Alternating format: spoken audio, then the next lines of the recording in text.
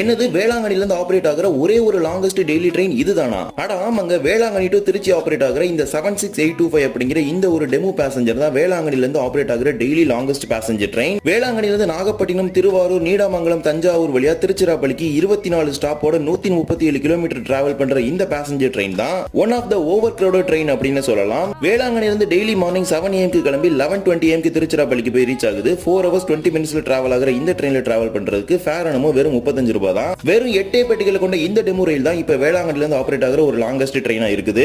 என்னதான் வேளாங்கண்ணில இருந்து எர்ணாகுளத்துக்கு 2 நாளும் வாஸ்கோ ட காமாக்கு 1 நாள் லாங்கஸ்ட் ட்ரெயின் இருந்தாலும் இது எதுவுமே டெய்லி ட்ரெயின் கிடையாது. வேளாங்கண்ணி டு நாகப்பட்டினம் 10 கிலோமீட்டருக்கு, வேளாங்கண்ணி டு காரைக்கால் 28 கிலோமீட்டருக்கு தான் பேசஞ்சர் ட்ரெயின்ஸ் ஆபரேட் ஆயிட்டு இருக்குது. உலக புகழ் பெற்ற மாதா பேரளம் உள்ள இந்த வேளாங்கண்ணிக்கு ரொம்பவே கம்மியான ட்ரெயின்ஸ் தான் வந்து போகுது.